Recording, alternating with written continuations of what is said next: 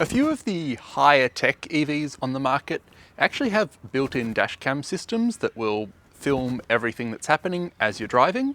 My Kia Niro certainly doesn't have that.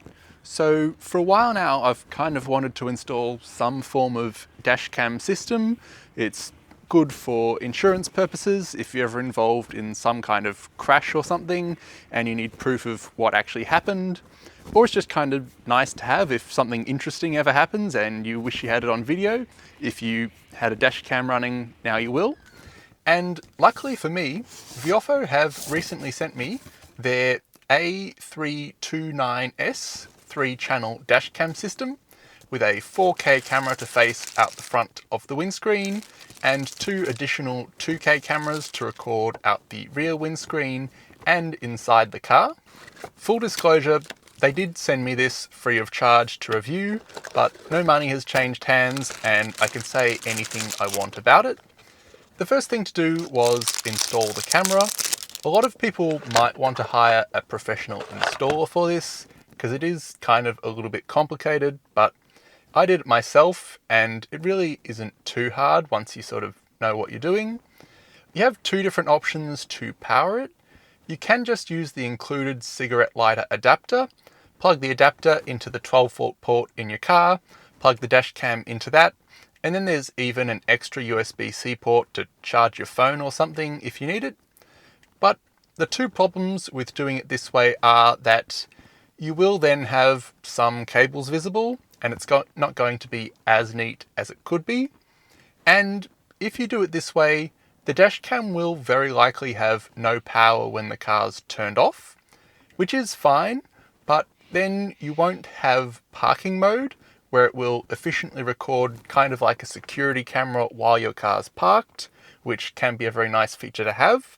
If you are happy enough with these trade-offs, this is certainly the easy way to go, but definitely the better way to do it is to use the hardwire kit, where you use a fuse tap to wire the camera directly into your car's internal fuse panel. This way, all the wiring will be hidden much more neatly inside the fuse panel, and you'll still have your 12-volt plug available in the car to power anything else you want to use it for, and the camera will have power even when the car is off. So you can choose from a few different parking modes in the settings to monitor your car while you're not driving it. You do have to purchase the hardwire kit separately, and you'll also need to find what type of fuse your car uses and buy a suitable fuse tap for your car with a 5 amp fuse for the dash cam. And I do recommend you have this bit done by an auto electrician, but I was able to do it quite okay and I'm not an auto electrician, so you could probably have a go at it. You just put the 2 wires from the hardwiring kit into 2 separate fuse taps and crimp them on. I didn't have a crimping tool, so I used a vise and that seemed to work just fine. Then you need to identify a fuse in your car that has power all the time, so that the dash cam will always be powered, and another fuse in your car that is only live when the car is turned on, so that the camera knows when to switch into parking mode to be more energy efficient. Then you pull out those fuses and plug the 2 fuse taps into those empty slots, and you put the original fuse back inside the fuse tap so it keeps powering whatever it originally was powering, as well as the fuse you're going to use for the camera. If you've never used a fuse tap before and you want to do this yourself, I would probably recommend you watch a dedicated video about installing fuse taps. They'll explain it in more detail than I did. And then the wiring kit is designed to cut off power to the camera when your car's battery drops below a certain voltage. So even if you leave it in parking mode for like a week or something, the camera will automatically turn off at some point just to make sure you have enough power left in the car to start the car. And you can set what voltage you're happy for it to drop down to. My car is an EV, so the 12-volt battery in my car doesn't need to crank the engine or anything. So I've set this to the lowest setting and I've had absolutely no issues. If you have a combustion car, maybe you want to set it a little higher just to be safe, to make sure you can actually start it again. But I've been perfectly fine with this lowest setting. And then once you've got it connected to power, you're kind of ready to start sticking them on. The main camera unit will just stick to the windscreen with a 3M sticker type thing on the back. So you really just find a good position, ideally somewhere up behind the mirror on the passenger side or something, so that it's as out of the way as it can be while still getting a good view out the front. And then you just peel and stick. I made the mistake of sticking it slightly too close to this black thing, so you can see a little bit of it in the corner with such a wide angle lens on the camera, but it's not really a big deal. It's just, if I'd thought of that in advance, I would have stuck it slightly over to the side a bit more. But now you need to run the power cable from the fuse panel or the 12-volt plug in your car, wherever that may be, up to the main camera unit on the windscreen. This part kind of scared me, but I found out it's actually pretty easy to do. It turns out you can typically just kind of shove the cables up in the roof lining. There's a small gap up there and they just kind of stay up there. And the camera kit comes with this little plastic thing to help you shove cables wherever you need to shove them. Then I ran the cable down this A-pillar here. I did have to pull this plastic off, but again, it was easier than I expected. You just pull the seal off the doorway by just kind of yanking it out. And then you just grab the plastic and basically yank it off.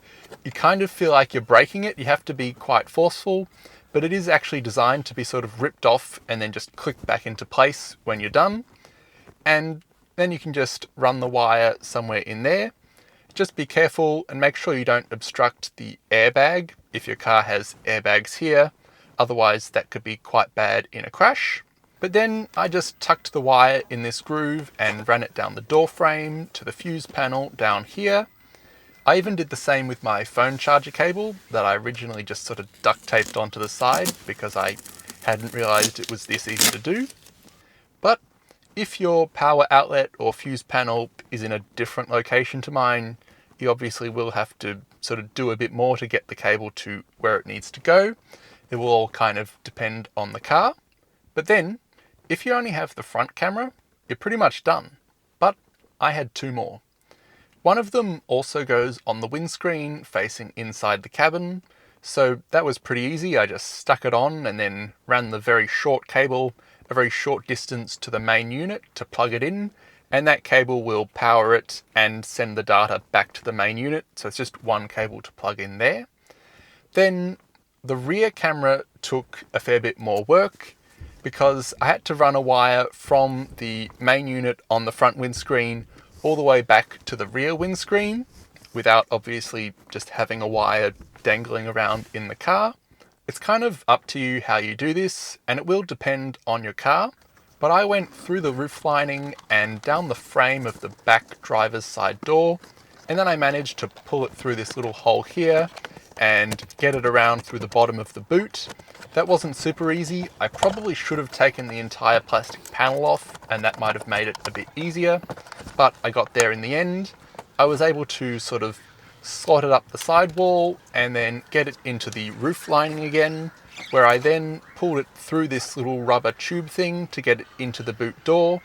Then I pulled the plastic off the boot door, once again just by yanking it, and I was basically done.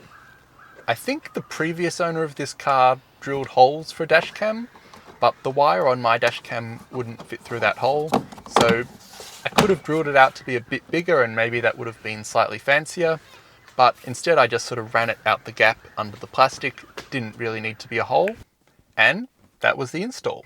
Once I put the car back together, I turned it on and had a quick look through the settings, and I was good to go. So now, all that's left to do is take it for a drive and see how it goes. And well, I've actually had this system installed for around a month now, and I've really been very impressed with the video quality for a dash cam.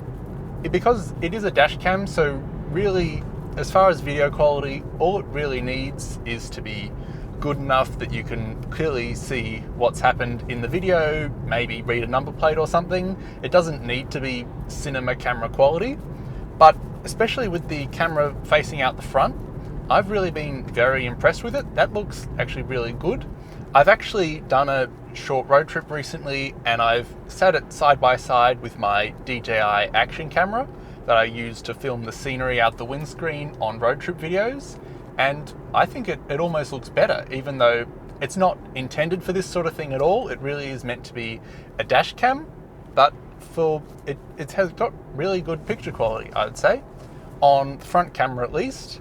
The rear camera and internal cameras are still great, but they are more what I would expect a dash cam to look like.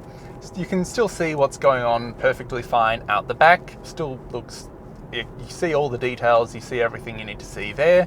So the front one's great, and the rear one's everything you would need it to be.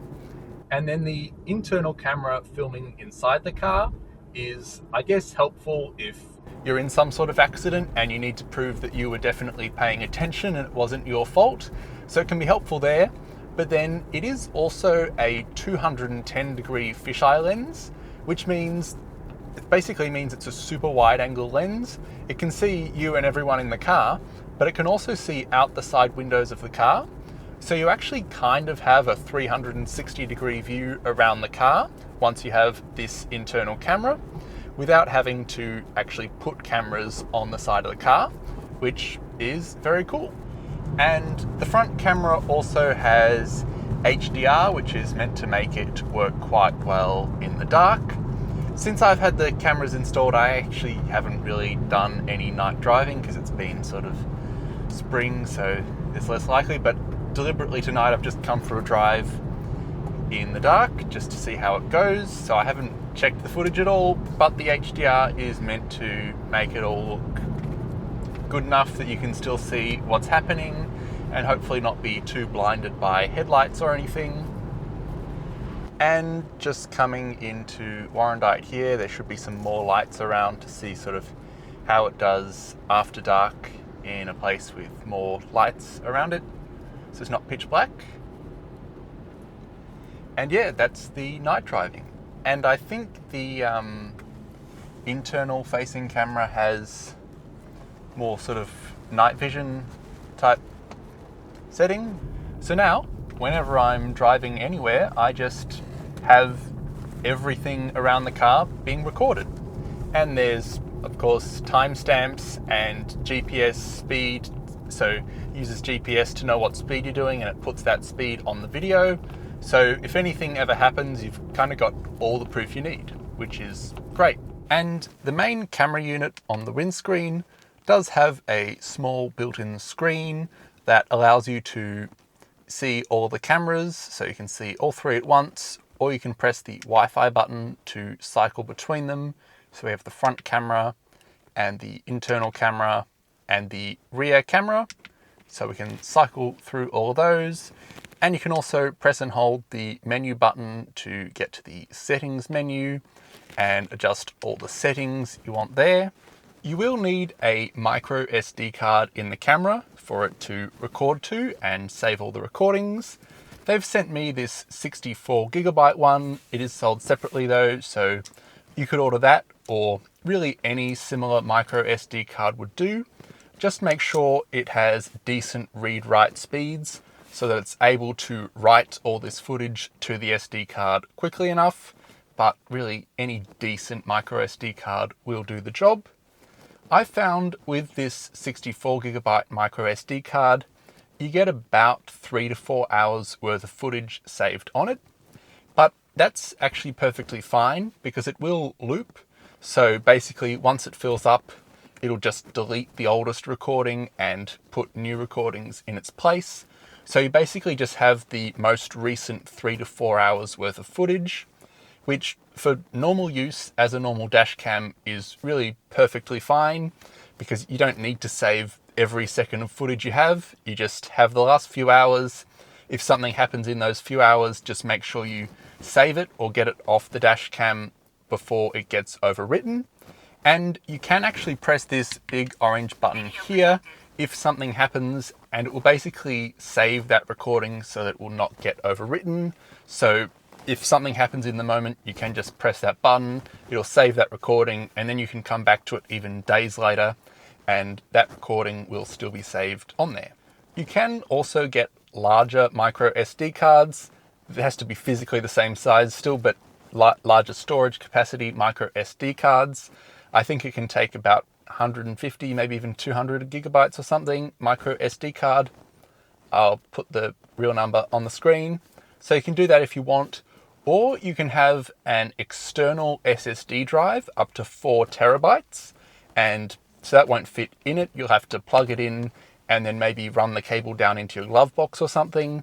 But if you do that, you could have days of non-stop footage saved to that SSD and then not have to worry about it at all. You'll just have absolutely all the footage. For most people, that's absolutely not necessary. A few hours of constant footage and just saving anything that really needs to be saved is really all you need. So I think a 64 gigabyte micro SD is a pretty good size. But if you do really want to have absolutely everything saved, you do have that option of a larger SSD drive. To access video files that it records, one option is to use the app on your phone with the built-in Wi-Fi. So it doesn't connect to your home's Wi-Fi network. It will broadcast its own Wi-Fi network, no internet, just to connect your phone to the camera completely wirelessly.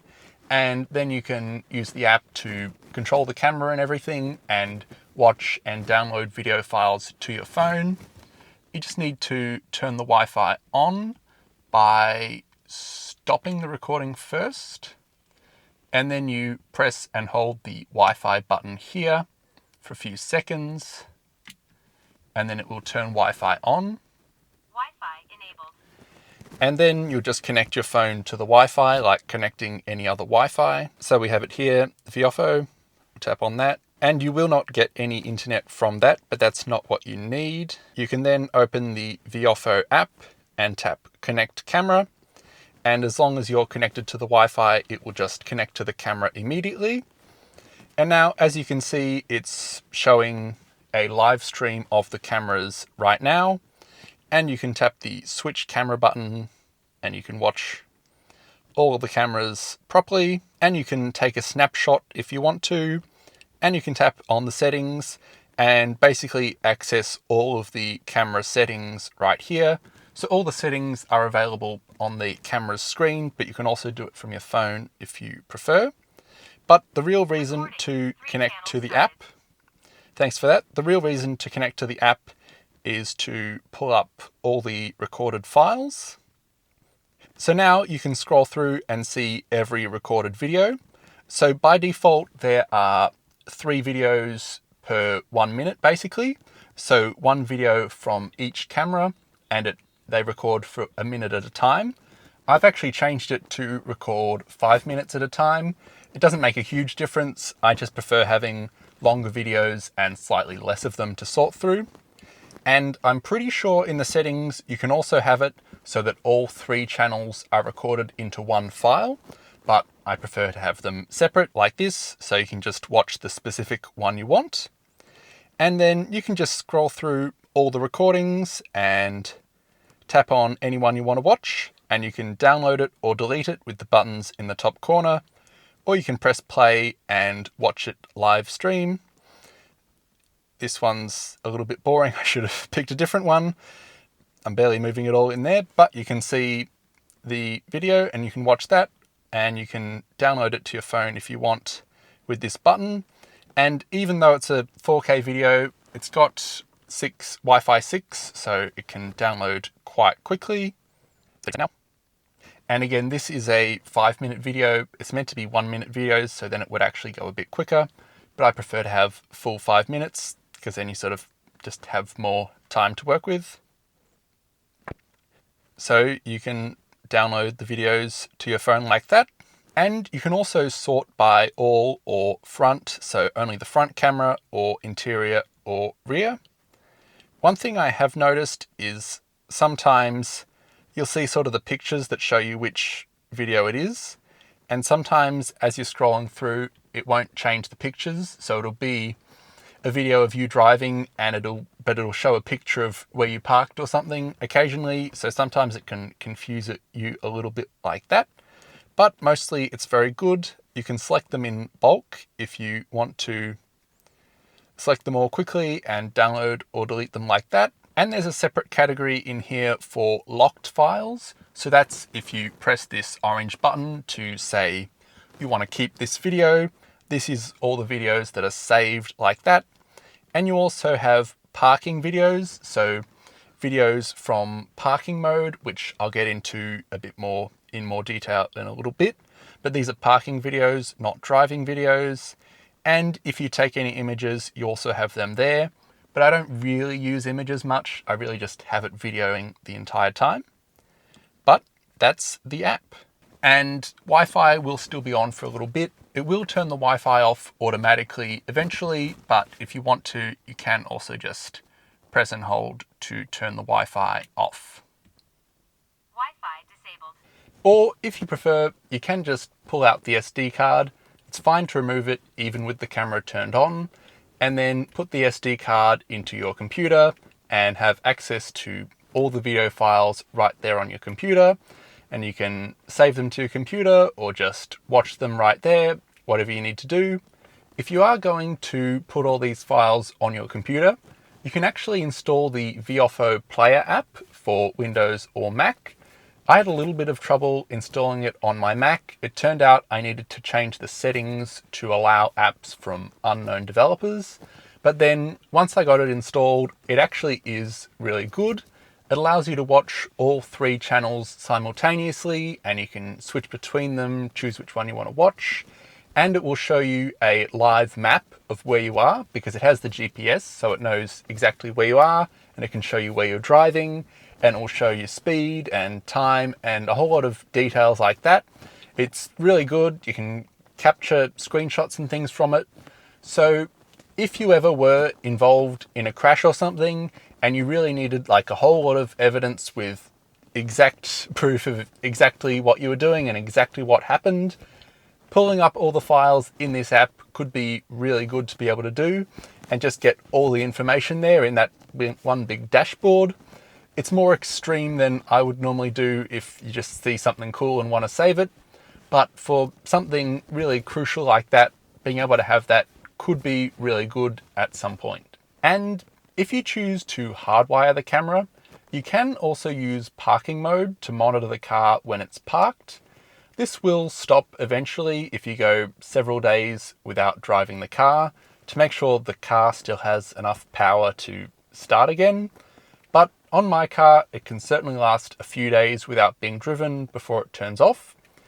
When you turn the car off, the camera will detect that the car is off and then switch into parking mode, which is designed to use less power in a few different ways.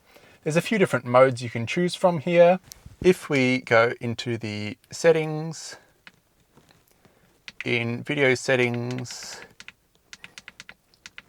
down to parking recording and parking mode, there's all these different parking modes you can choose from. So you have hybrid parking recording, where it will record in time-lapse, so a time-lapse video, until it senses motion or detects an impact, and then it will start recording normally to fully capture properly what's happening. Or low-power impact detection, so it won't be continuously recording, but if it detects a physical impact, like someone bumps into the car or something, it will then come on and record for a bit to see what happened there.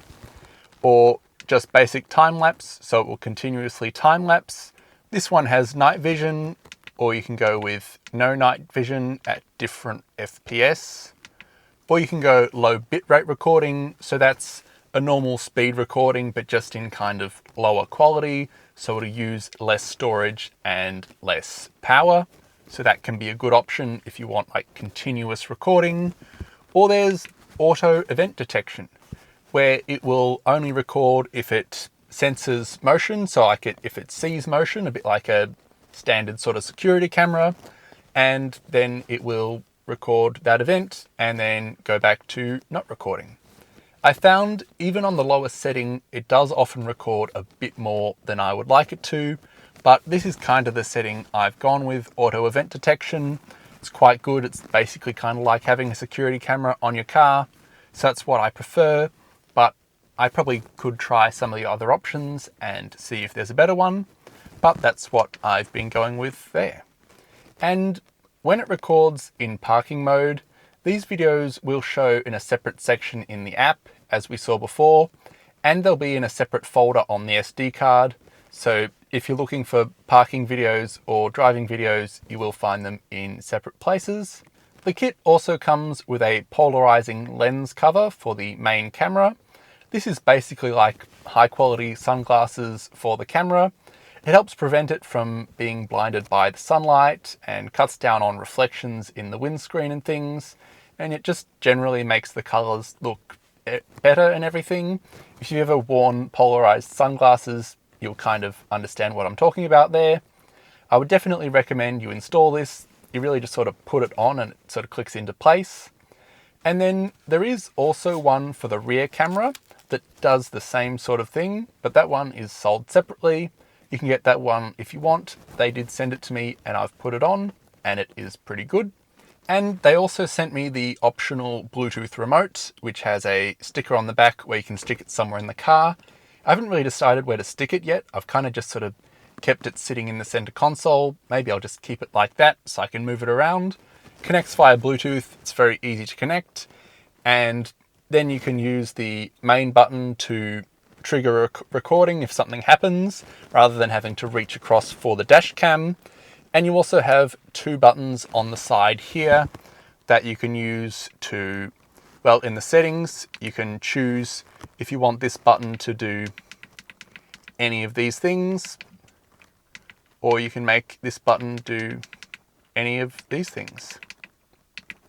So you can go through all those options and set that up if you do want to have this additional button.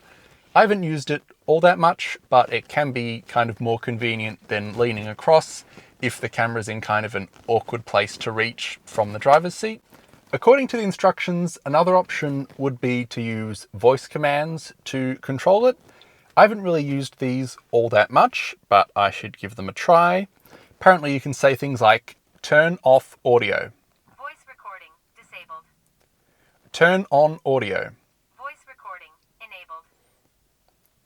Turn on Wi-Fi. Wi-Fi enabled. Turn off Wi-Fi. Wi-Fi disabled. Show front camera. Show rear camera. Show internal camera. Show inside camera. I don't know how to get that one up, but you can use it to do things like that. Show both cameras. And that shows all of them. Video start. Recording. 3 channels started. Lock the video. Video protected. So you can do quite a few things like that if you are able to remember the voice commands. They are pretty easy. If you use it a few times, you will probably remember that. So that is another cool thing you can do if you want to. So overall, I've been very happy with this camera setup in the time that I've had it. It has really all the features you could want and great picture quality. It is only meant to be a dash cam. It shouldn't really be compared to other dedicated cameras that I normally use to make YouTube videos like this. But the front-facing one is so good.